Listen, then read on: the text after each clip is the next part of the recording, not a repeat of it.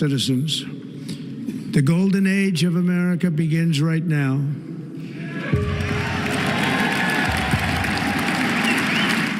So we're supposedly in the golden age of America. Okay.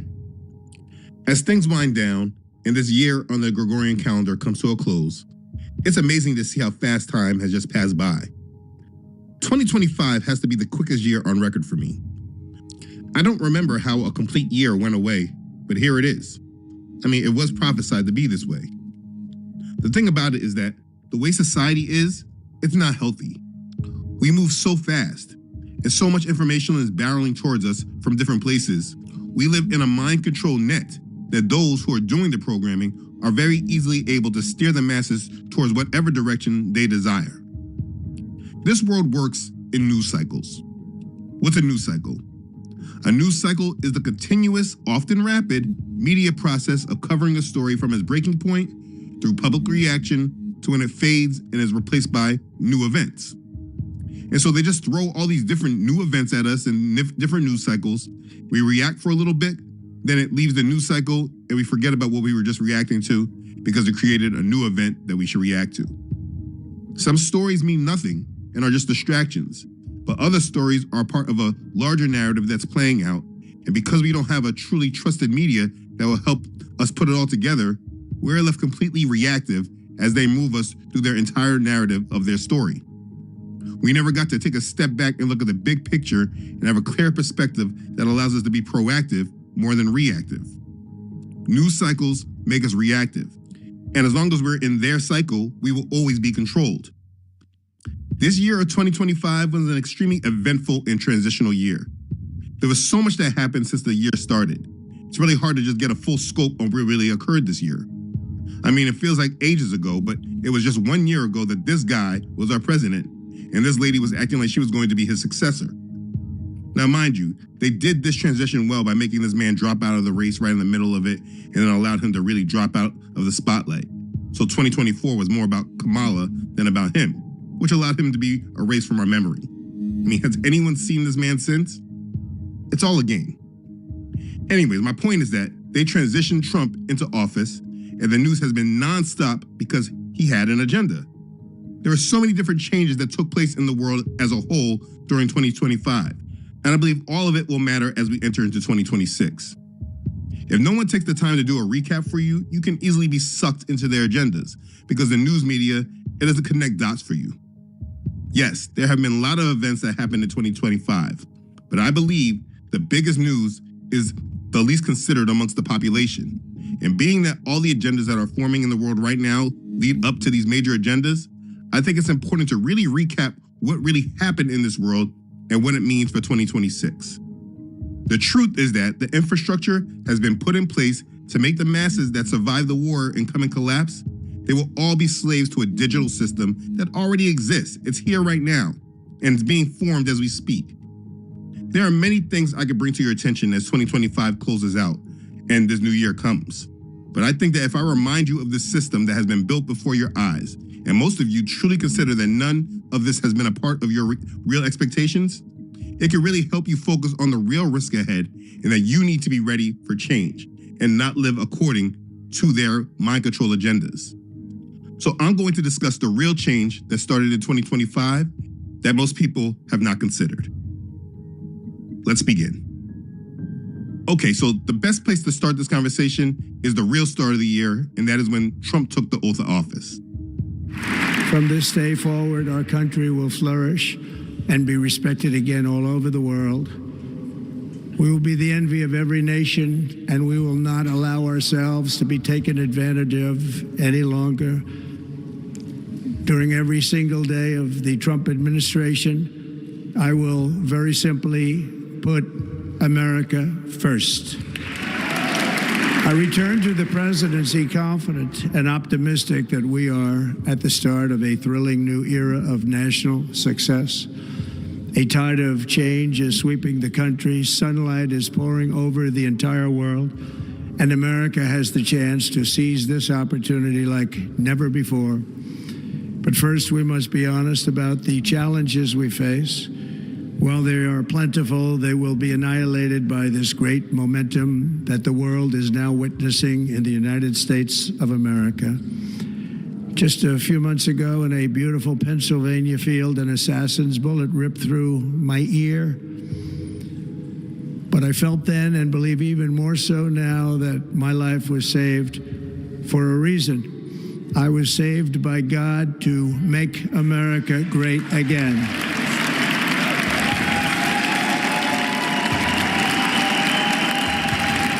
We will not forget our country.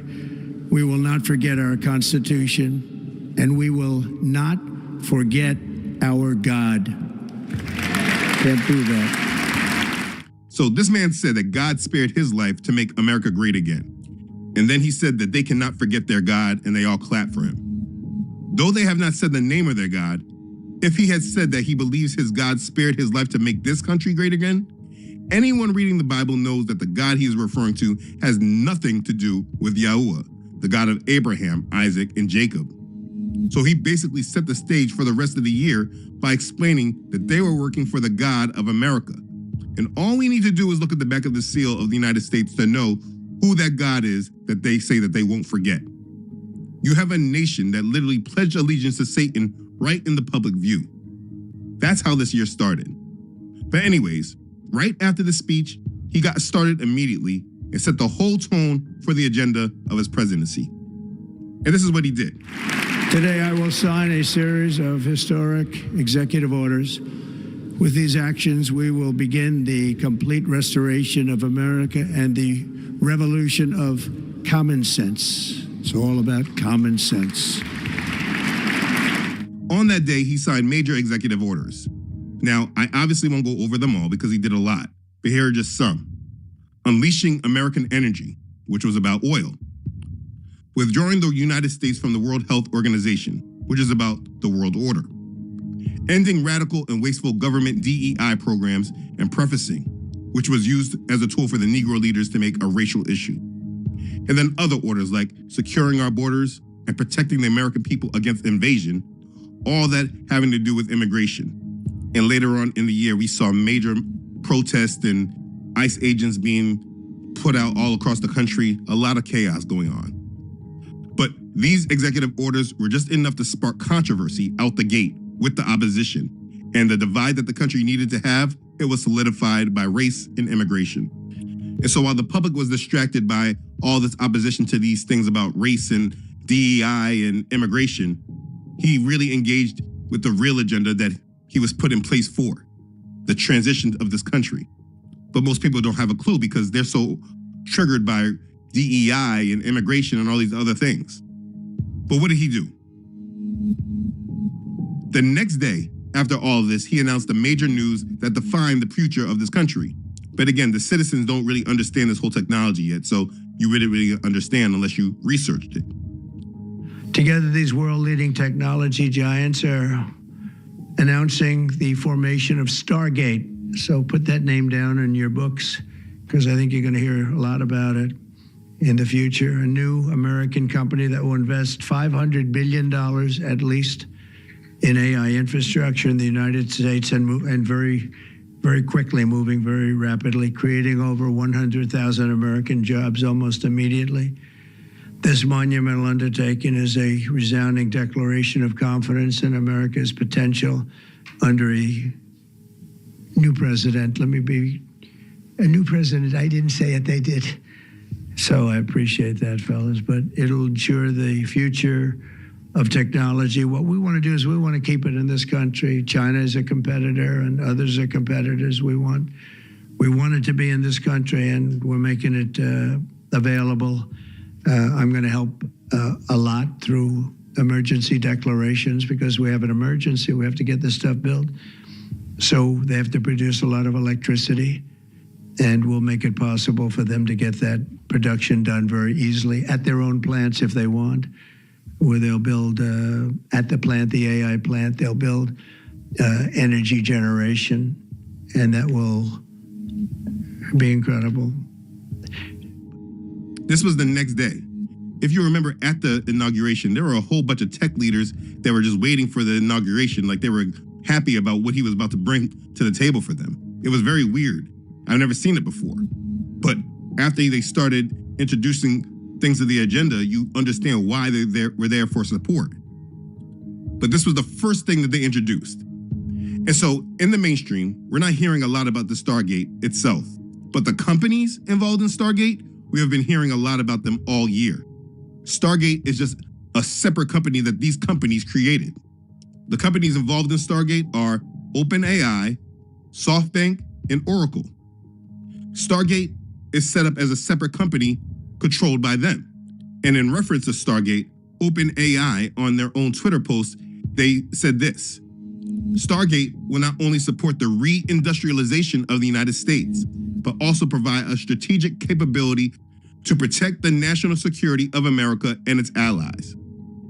First off, they're talking about the reindustrialization of the United States, which goes back to the Fourth Industrial Revolution.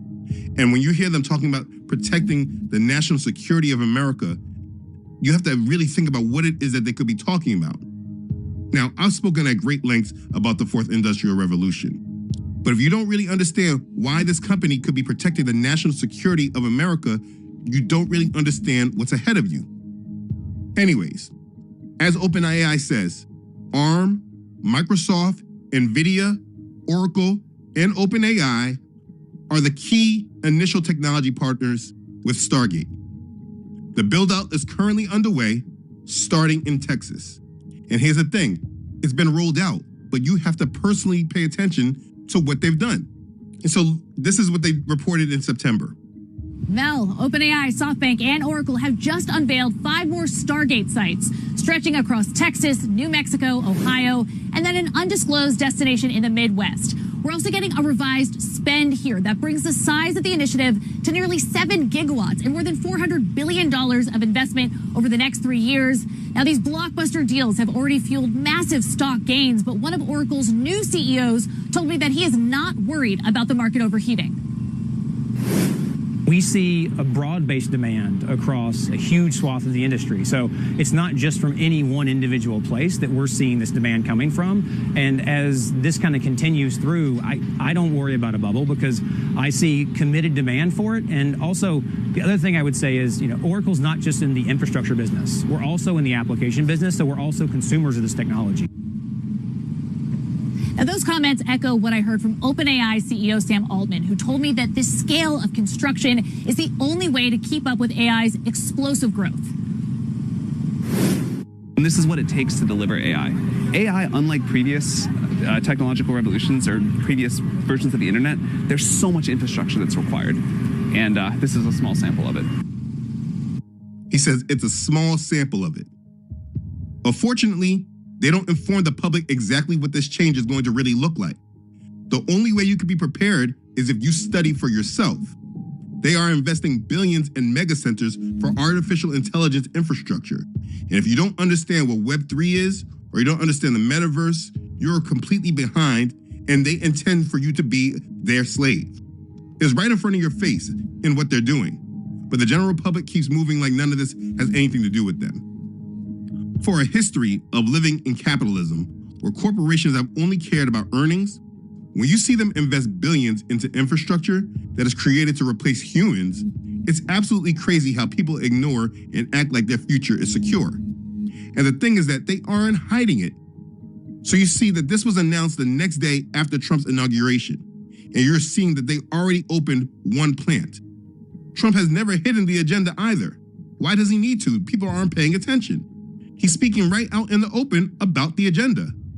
3 days after his inauguration, he does a virtual speech with the World Economic Forum and spoke about his ties to their agenda. And he spoke about what he is going to do. And in that speech, he spoke directly about his plans to implement the Fourth Industrial Revolution in America. Now, of course, he didn't use those words. But if you know the agenda of the Fourth Industrial Revolution, then when he spoke, you knew what he was speaking about. This is what he said in that speech. I declared a national energy emergency, and it's so important, national energy emergency to unlock the liquid gold under our feet and pave the way for rapid approvals of new energy infrastructure. The United States has the largest amount of oil and gas of any country on earth, and we're going to use it. Not only will this reduce the cost of virtually all goods and services, it'll make the United States a manufacturing superpower and the world capital of artificial intelligence and crypto. So he plans to make the U.S. the capital of artificial intelligence and crypto. And then that same day, he signed executive orders to this effect. None of this, again, is done in secret. It's right in our faces. But because people don't understand these agendas that have literally been spelled out in our faces, people don't truly understand what's happening. And this, David, is? Crypto. Yeah, this is the crypto EO. We're going to be forming an internal working group to make crypto, to make America the world capital in crypto under your leadership. Which is really going up, right? Absolutely.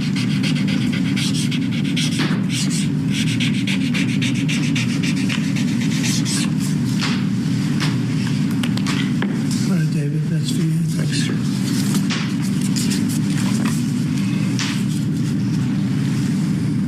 This is an executive order establishing a presidential commission, an advisory commission on science and technology.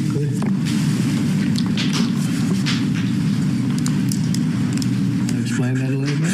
The basic idea is to get together top people from government, the private sector, technology industry, as well as educational institutions to make sure that America maintains its leadership position with respect to science and technology development in the years ahead. Good. And the problem is that people hear these words, and because they're waiting for the government to tell them what it means for them, they simply just keep it moving, while these people are literally showing you their intentions of making people their slaves. But if you don't understand how this would mean anything to you, this is why Elon Musk has been talking about universal basic income and the fact that people are no longer going to be working. But what to do about mass unemployment? This is going to be a massive social challenge. There will be fewer and fewer jobs that a robot cannot do better. And I think ultimately we will have to have some kind of universal basic income. I don't think we're going to have a choice. The harder challenge, much harder challenge, is how do people then have meaning? Like a lot of people, they derive their meaning from their employment. If you're not needed, if there's not a need for your labor, what's the meaning? Do you have meaning? Do you feel useless? The point is that all of this infrastructure has been set up and established right in front of everyone. If you aren't aware or paying the slightest attention to it, when they implement their transition, do you think you'll be ready and know how to navigate, or will you just be reactionary? And so in understanding what has happened in this country, if you do not understand the biggest agenda, you're not ready for 2026. Trump said, artificial intelligence and crypto capital of the world. Crypto meaning digital money. And since Trump came in office, this is what they have been working on. So in February, this is what David Sachs, who is Trump's AI crypto czar, this is what he said about the plan for digital assets. In ensuring that the U.S. remains at the forefront of innovation and digital assets. The president said in his executive order in the first week that it's the policy of his administration to support the responsible growth and use of digital assets, blockchain technology, and related technologies across all sectors of the economy. Financial assets are destined to become digital, just like every analog industry has become digital. And we want that value creation to happen in the United States rather than giving it away to other countries. I want to say additionally, we're excited about working with both the House and Senate on stablecoin legislation. I know Senator Hagerty introduced a bill today. This stablecoins really have the potential to ensure American dollar dominance internationally, to increase the usage of the U.S. dollar digitally as the world's reserve currency, and in the process create potentially trillions of dollars of demand for U.S. treasuries, which could lower long-term interest rates.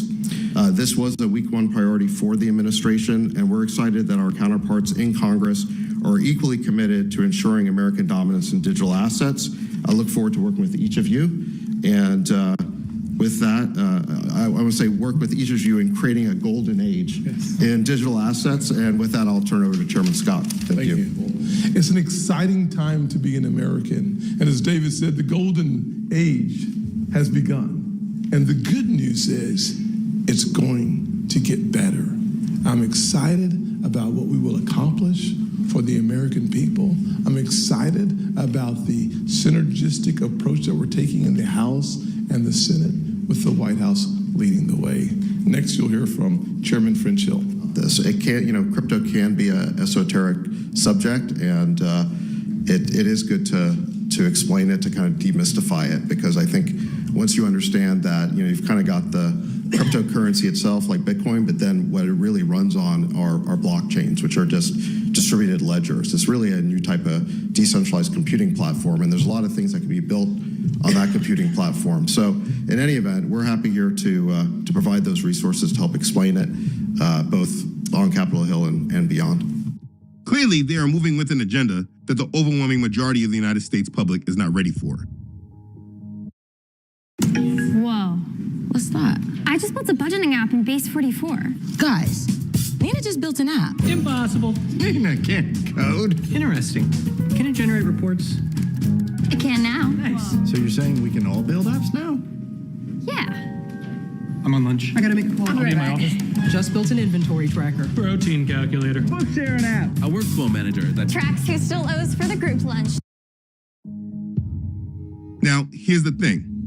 While this country is divided on pretty much everything else, in July, they were able to pass bipartisan legislation with no problem. In July, the Genius Act was signed into law. As lawmakers work to try to understand what cryptocurrency even is, efforts to regulate it are already underway. Last week, in a bipartisan vote, the Senate passed the Genius Act. It creates this regulatory framework for stable